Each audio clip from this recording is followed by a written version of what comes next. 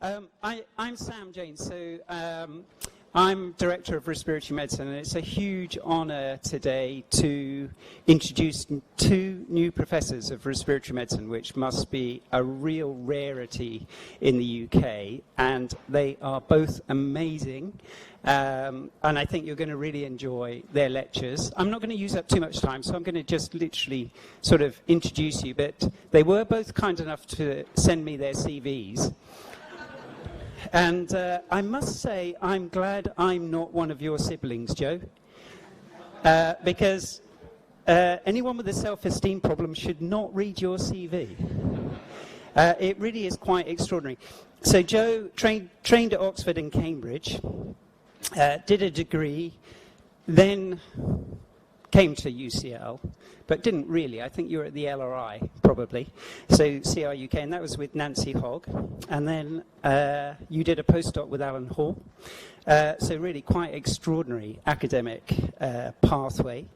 And then when I sort of turned the page to start reading a little bit about you, Joe, I hit this rather awful sequence of statements. Queen's College Cambridge Prize for Medicine, Venn Prize for Physiology, Henry Masiri Prize for Distinction in Physiology, Melson Memorial Prize for Most Outstanding Graduate, Cambridge University Pharmacology Prize. It just goes on and on and on. And it turns out that you came top in your year at Cambridge pretty much every year. It really is quite extraordinary. So, Joe, you are a truly outstanding person, and let me hand over to you.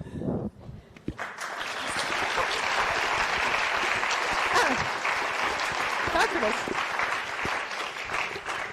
Gosh, what an introduction. Thank you, Sam. So I'm going to start at the very beginning. These are my parents, Hugh and Elizabeth. My father believed that every child should have a brother, a sister, and an education. And then they were left to get on with it. We were brought up in Spetsbury, a village in Dorset with its own pre-Roman fort, its own river, and its own primary school that I attended until I was 9 years old and I was sent to the local convent, where I did a lot of religion and handwriting. And then I announced that I wanted to be a doctor, and my father loved this idea, I think. And so he arranged for me to go to Canford, where they taught science, because we didn't do much science in the convent. And so I was sent to Canford, under the headmastership of Martin Marriott, a truly inspirational man. And I did get my place at medical school. But just before I left Canford, something extraordinary happened in the tuck shop that was called the Grubber. And in the Grubber, between the dartboard and the serving system, there was a plaster of Paris replica of an ancient antiquity hanging on the wall. And this used to get the occasional dart thrown at it by mistake, occasional can of Coke, and it would be repainted. And hundreds of people passed this every day, and nobody really thought anything of it. And then one day a visitor came to the Grubber. I have no idea who would visit the Grubber, but he came, and he stood in front of this valueless decoration, and he said, "This is a genuine Assyrian frieze from the Palace of Mesopotamia that has been recorded missing 7 decades ago." And the frieze was sold for £72 million in today's money. And I suddenly realized that there are people who see the extraordinary in the ordinary. And to me, this is what science is. It's the person who has the expertise and the knowledge to see the significance and the potential of things that the rest of us have seen, but have just not realized were that important. I think you all know what I'm talking about. So after school, I had a year off, and I had the good fortune to run into, oh, that's the Assyrian frieze, when it's polished up a bit. Good fortune to run into Sylvia Wright, 42 years old, nurse in Leeds, who decided to sell everything, her home, her car, and start a new life in southern India, based in the beautiful temple town of Tiruvannamalai, to offer health care to the poor of the area. So I went with her, a friend of mine, and another physician's associate from from America, and every day we would traipse out around the villages to diagnose and dispense. I have no idea what we dispensed, I can't remember. But we thought we were doing great things in this Indian village. And this left me with three things. A passion for travel, having never been out of the country except on a French exchange. A passion for India, and a passion for remote medicine. So as soon as I landed in Cambridge, I applied to join the Cambridge University Expedition Society, and I went on expeditions to look at remote healthcare in the Andes of Peru with the Agaruna and Wambiza Indians in the Amazonian rainforest. And then I had the good fortune to meet this wonderful woman, Barbara Harrell Bond, 5'4", brought up in a ranch in America with a lasso in one hand and a revolver in the other. And she started the Oxford Refugee Studies Programme, and she dispatched me without a word to southern Sudan to find out what was going on with Ugandan refugees. And when I reported back, she then sent me to the east of Sudan to report back on what was happening with Tigrayan and Eritrean refugees, made famous by Bob Geldof. She was an extraordinary woman, and she taught me about fighting for the underdog and the migrant.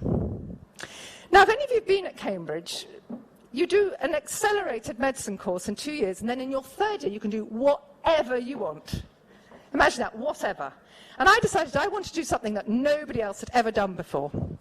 And I was inspired by a lecture by this chap, Barry Marsh, an Egyptology professor who was involved in the excavations at Amana. And I thought this looked great, trip to Egypt, and maybe I could look at the local healthcare on the way. So he signed me up. He said, yes, we'll put a part 2 together for you. We'll do a bit of Egyptian grammar and a bit of whatever. He didn't mention any trips abroad. And it soon became apparent that I was expected to spend several hours looking at flint heads in the library. So I was thinking, how can I get out of this? This was difficult. And then he let slip. He said, now, because you're the only student doing this part 2, and we've never had one before, university regulations are that 80% of people should get a second-class degree. So you will have a second-class degree, whatever happens. And I said, well, that's not fair, is it? That's not fair. So I went to my director of studies, who was every bit as scary as he looks here.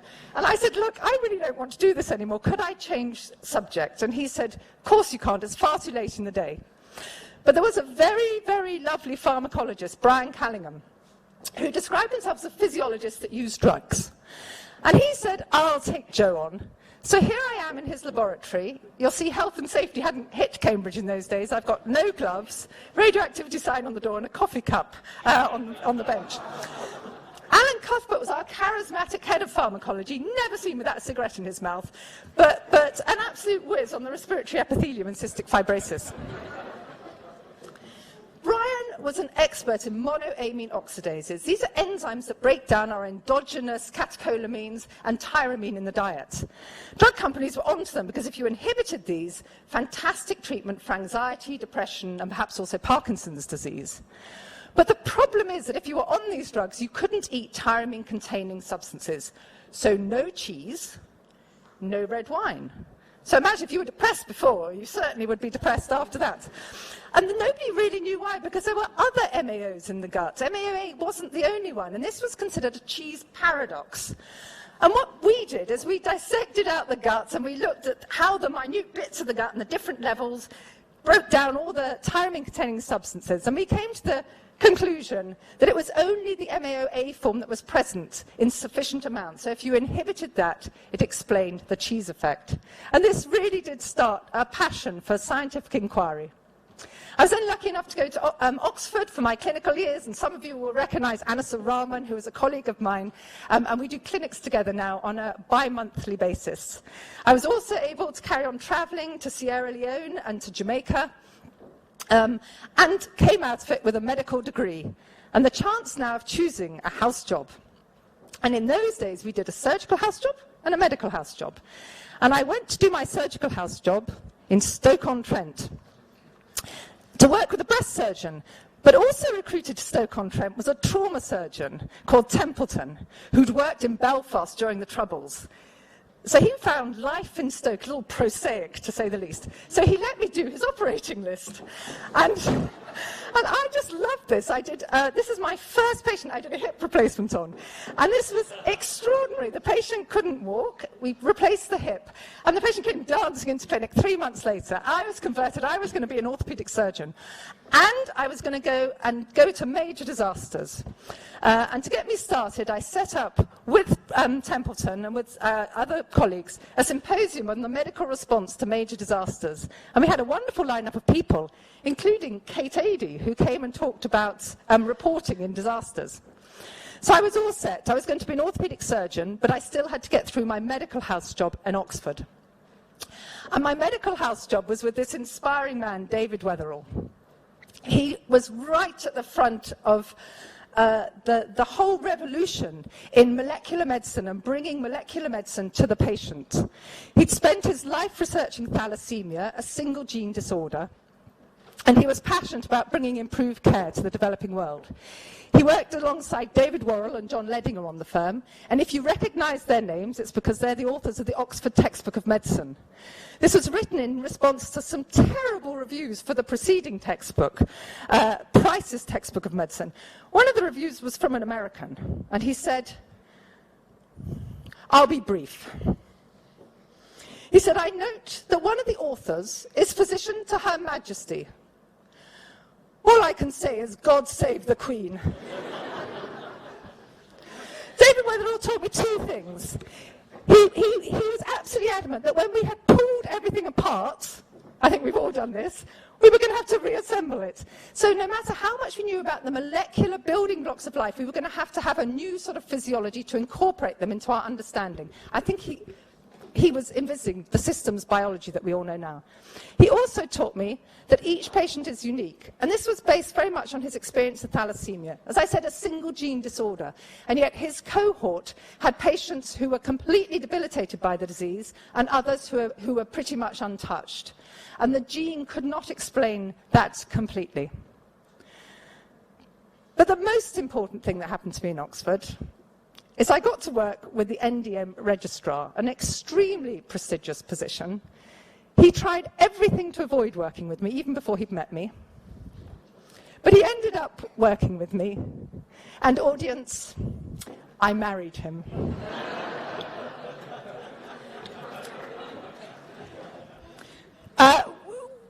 We have a wonderful life together.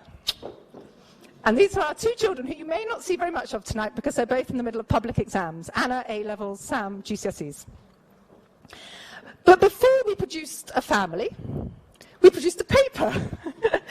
And this was many years ago. And the paper was, in a way, sort of rather visionary because it was about drug-induced interstitial lung disease, which many of you will know is now a passion of mine, but it took me a couple of decades to realize that. So after house jobs, I went and did SHO jobs, and you will recognize Hugh Montgomery, who was an SHO on Mead with me, along with Mark Griffiths, and we worked with Ron Bradley. And this is a young Ron with a Margaret Branthwaite measuring cardiac outputs. And the one thing that Ron taught me, which has stood by me and has saved countless lives, I think, is he taught me how to assess the cardiac output of a patient by feeling their fingers. It's a skill we should teach all students. We teach them all sorts of other nonsense, but this is what we should be teaching them. After that, I felt I'd spent a lot of time in rarefied places, Oxford, Cambridge, Queen Square, Brompton, and I decided to go and see life in the raw. I headed to Tooting. And my first job at St George's, I was sent to Frimley Park. I was extremely lucky. My first houseman was Tim Ho, an excellent George's graduate who now runs Frimley Park Hospital. He was brilliant then and he's brilliant now. I didn't think things could get any better, but my next houseman was David Roblin, who many of you will know is an absolute star in the whole biomedical sphere and is responsible in part for the Crick Institute. So I was in great hands, and so were the patients. After that, I went back to intensive care, and I went to the unit where Mervyn cut his teeth. This is David Bennett, and I think Mervyn will agree that David is one of the most inspiring, wonderful people. He's died now, but he was absolutely passionate about patients and about the NHS. And like Ron Bradley, he was a true physician intensivist as opposed to an anaesthetist. And one of the things he was passionate about, and again it's about seeing the obvious, is he thought it was ridiculous that when patients come in for major operations, what do? We tell them not to eat or drink after midnight, not to have any fluid, so they turn up dehydrated and hungry, and then we let surgeons, there's surgeons in the room, then we let the surgeons loose on them, and we wonder why they don't do very well. So David believed that they should be brought into the intensive care unit, optimized with fluid and inotropes, and actually get them into a really good state, and then let the surgeons loose on them. And this clearly was saved enormous numbers of lives. David was also interested at that time. It was the era of cytokines. Everybody was finding a cytokine and cloning it and getting a Nature paper. And we measured cytokines. And cytokines are the molecules that direct leukocyte trafficking in the body. And in particular, we were interested because neutrophils, we make billions of neutrophils every day, and they're really important to fight infection. But in the wrong place, at the wrong time, they can do damage. So David and I got interested in interleukin-1, which was then seen as a drug target. We were involved in the early phase studies. It was safe, it was well tolerated, it looked as if it might do something. The phase 2 studies looked promising, the phase 3 studies looked perhaps okay, but it was the phase 3 study that completely fell the drug, and it was never taken any further. And this taught me about translational medicine and clinical studies and how easy it is to get so far and then find a drug just doesn't work. So the bottom line was IL-1RA didn't work, and it has found a disease it does work for, but it wasn't sepsis. So now I had a question to ask myself, what was I going to do now? And at this stage, many people would do their research, so I applied for an MRC training fellowship with Nancy Hogg at Lincoln's Inn Fields. But I also still wanted to go abroad, and there was a bloody civil war going on in Rwanda, so I applied to work there as well. And I actually got taken on for both jobs. So I went to see Nancy. I don't know if Nancy's here, but I went to see Nancy. And she said, of course you can delay coming to the Lincoln's Inn Fields. And I thought this was wonderful. So I set off to Rwanda. And many of you here will recognize Ree Holmes, who came back as my research nurse here a couple of years ago. Ree, another nurse, myself and Ed went off to Rwanda with Merlin, a relatively new organization. When we turned up in Gikongoro, there were no other expats there because it was deemed too dangerous. Merlin was just a bit slow to pick up on this. But we did find some nuns who had stayed there throughout the Troubles. Their own doctor had had to go back to Canada, so they were delighted to see us. And between us, we muddled our way through, looking after the 200,000 displaced people in the Chanaka refugee camp.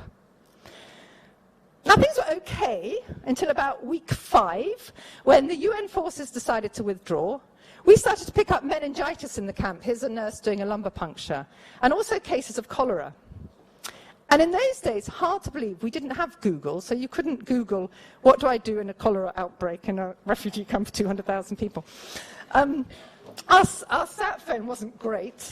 And I was just thinking, okay, so this is ridiculous. When in flew, literally, the 53rd Field Ambulance of the British Army, and they set up a hospital in Kigali, the nearby town, and they came out to see me in the camp to see if they could help at all. And I said, well, that'd be great. We'd quite like some latrines. And that didn't seem to be a problem. So I said, well, a meningitis vaccination program wouldn't be a bad thing either. And while you're at it, a cholera hospital. 4 days later, I swear, they had transformed the whole place. And this really made me realize that actually the army are the people you want in a real medical emergency. And I think NGOs are great for long-term development, but the army. And my mother had taught me to always write thank you letters. So I wrote a thank you letter to the British Army, and this marched its way up the chain of command. And marched its way down again, and then got published in the Soldier magazine. And I think it's the only thank you letter that the British Army have received. So then I went to work with Nancy Hogg, who is my scientific mother. Nancy's a wonderful woman, a fabulous role model, and a great mentor. Her lab was like a family, a wonderful place to be. And I know there's some old members, ex-members here who will agree with me. LRI doesn't exist anymore, it's been demolished. But Paul Nurse was head of it. It was before he'd won his Nobel Prize for cell cycle. Fiona Watt, Sam's supervisor, was next door on one side, and Peter Parker on the other. And it was in Peter Parker's lab that Tony Young was working, who's here now. And Nancy had dedicated her life and was an international expert on integrins. And these are the adhesion molecules by which leukocytes, or white blood cells, are able to leave the circulation. So normally they're inactive and leukocytes are able to whiz through the circulation. But if they sense danger, then the integrins become activated like limbs and allow the leukocyte to crawl along the wall of the vessel and out. And to cut a very long story short, so a 3-year PhD into a couple of sentences, we were very interested in the integrin LFA1, which is operational at this stage of the process. And what I showed is that when LFA1 bound its ligand, it switched off the preceding integrin, VLA4, and switched on the subsequent integrin, VLA5. And we call this phenomenon crosstalk. And it's been shown subsequently with other integrins, but that it's absolutely essential for leukocyte migration that this crosstalk takes place. And this was really the first indication that LFA1 was not just an adhesion molecule, but was also a signaling molecule, and was able to signal back into the cell to rearrange the skeleton of the cell, or the so-called cytoskeleton, so that normally round cells like this would become elongated and polarized, with an advancing front and a retracting rear. This work was taken on by Andrew Smith, another professor at UCL, and Birgit Leitinger, to show that actually LFA1 activated two signaling complexes, one that allowed the cell to advance and the other that allowed it to let go. So whilst I was thinking about LFA1 and such, I don't know if any of you recognize this man, but this is Kalman, who was rearranging medical careers and deciding that no longer could you faff around and do what you wanted and then apply for a consultant job, but you actually had to go through some sort of process. And things weren't looking good at this point because intensive care didn't count, Rwanda certainly didn't count, and working with Nancy probably didn't count. So I was 7 years a registrar and things weren't looking good on paper. Luckily for me, though, a young doctor, Dr. Jeremy George, who I had never met, was sitting on the committee. And that in itself is remarkable, because anyone who knows Jeremy George will know that Jeremy George doesn't sit on any committees if he can help it. But if you want a friend on a committee, Jeremy is your man. He's a bit of a maverick. He loves lost causes. And I think he could see that he could have a bit of fun here. So he persuaded them all that I didn't need to do that much more training. I went off to Whipps Cross, where I met Mike Beckles, and we were registrars together.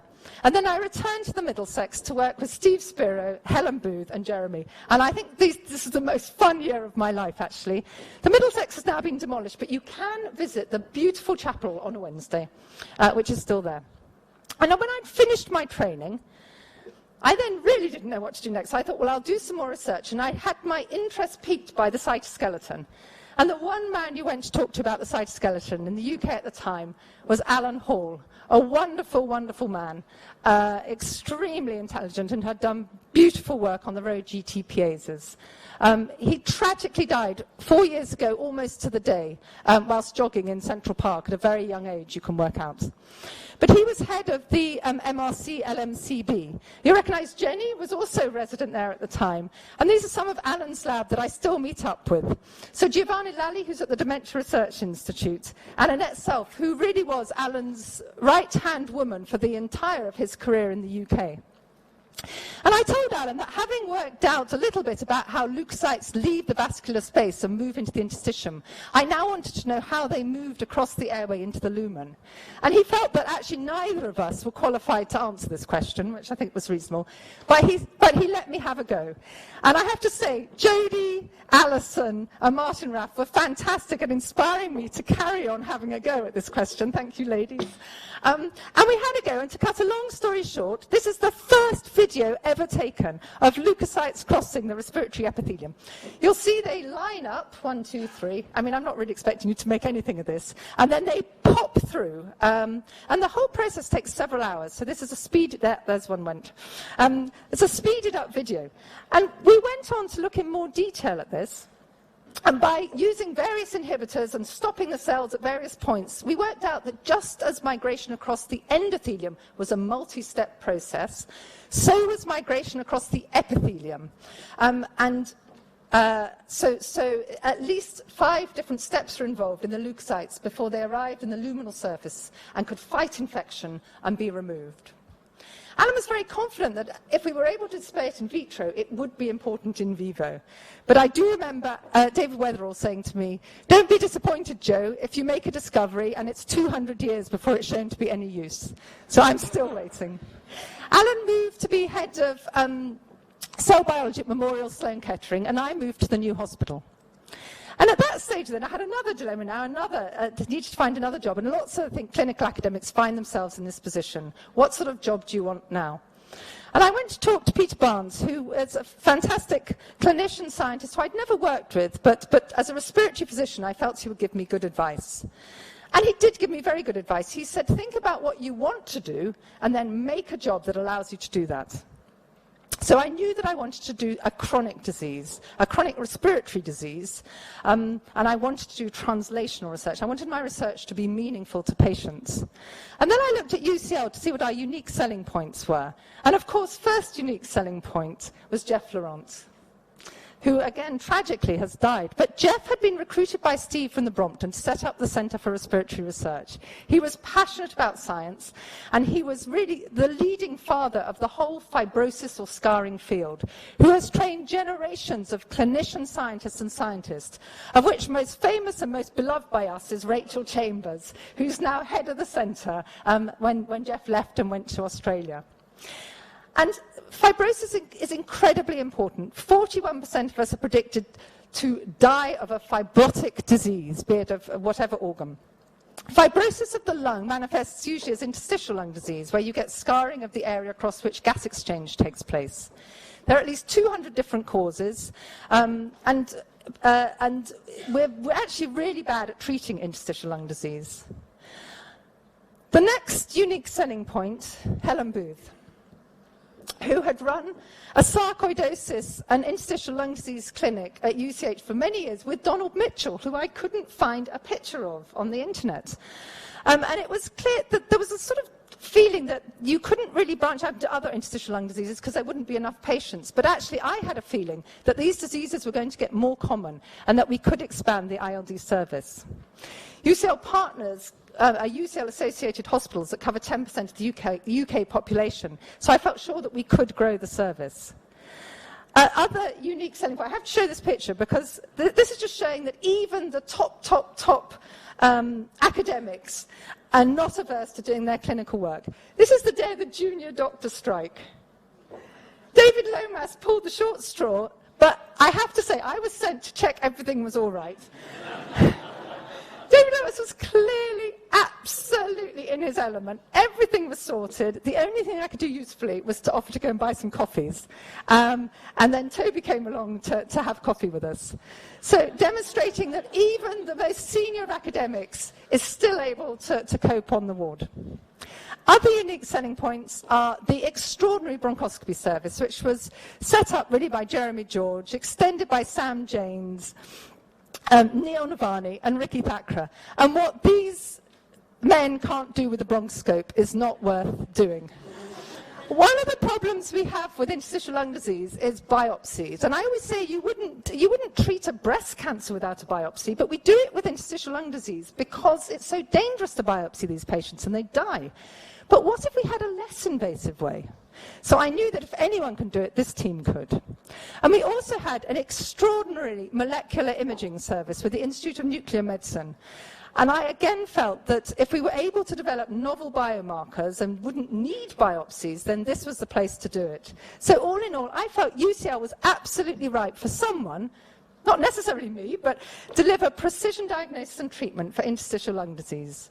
So I applied for a grant, and I got it. And I just want to very quickly, because I don't want to bore you with all this, but I just want to very quickly say how my team's work on leukocytes has now been extended to looking at interstitial lung disease. So with interstitial lung disease, we know that the main problem is injury to the epithelium and a wound that doesn't heal. What my team look at are the epithelial mucins, which are altered as the epithelium changes. And we've got evidence now that this activates neutrophils and causes a process called netosis, or neutrophil extracellular trap formation, which can itself be damaging. And these processes drive clotting and angiogenesis, which are known to be key factors in the development of the fibrotic scar. So this is my wonderful team. And these are the things we're working on. And what I'm really passionate about is not just being able to do things in vitro in cells, but taking this into patients and eventually into the clinic. So we've got plans for all sorts of clinical trials. And our real plan is to take patients and stratify them to find the treatment that's right for them. At the center of everything is the patient. And those of you who know me well will probably come to recognize Lawrence Matz. He was one of my first patients when I was here, and he's died now of his fibrotic lung disease. But I feel very passionate that we should have been able to help him more. We should be able to recognize the patients that we can stratify to specific treatments. Also absolutely key is the Breathing Matters charity. This was founded really when Manjari Tamani, whose father had died of idiopathic pulmonary fibrosis at another hospital, came and spoke to Jeff Laurent to say, why was there no information about these diseases? Jeff put her in touch with Donna and myself, Lawrence and his wife, and together we founded the Breathing Matters charity to give information and help to patients and their families with pulmonary fibrosis, but also to raise money for further studies in pulmonary fibrosis.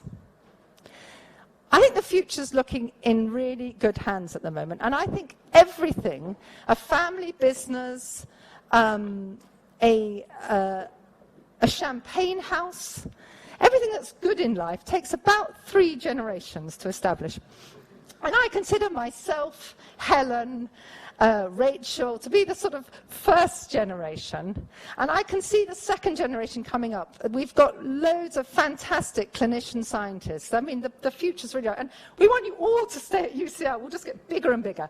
But the 2 new consultants we have are Melissa Heitman, who was trained at the Brompton, trained scientifically in Jeff's lab, and has a unique experience in integrated care, by which I mean she is uniquely trained to take medicines out to patients, because quite frankly, our patients are too sick and ill to want to travel in to see us in central London.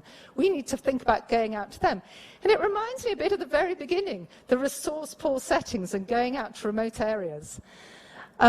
Second, we have Helen Garthwaite, who is, again, Brompton trained and uniquely trained in molecular imaging. She worked with myself, with Chris Denton, who heads the systemic sclerosis unit at the Royal Free Hospital, and with Ashley Groves in nuclear medicine, to tease out using molecular imaging as a biomarker in patients with systemic sclerosis. So I think with the future in the hands of these 2, things are looking really, really good. So now I want to say thank you, and I want to finish, don't worry, I'm not going to start all over again. I want to finish where I started with my parents. This is my father who died 8 years ago. I think he would have loved tonight. So my father, he had 110% faith in his children's integrity. He had much less faith in our intelligence, despite any academic accolades. And he thought some of our decisions were frankly irresponsible.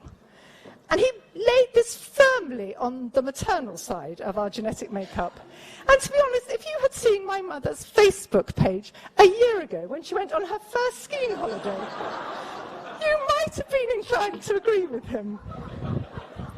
I want to thank John, who's been my companion and friend throughout, and has supported me in all my wild endeavours and not batted an eyelid. And I want to thank UCL for making me a professor. I want to thank Sam Janes for going ahead with this evening, and Rachel Chambers, for Kat for organising it all, for John Hurst for sharing tonight with me, and for you all for coming. And I'm sorry about the fire alarm. Thank you.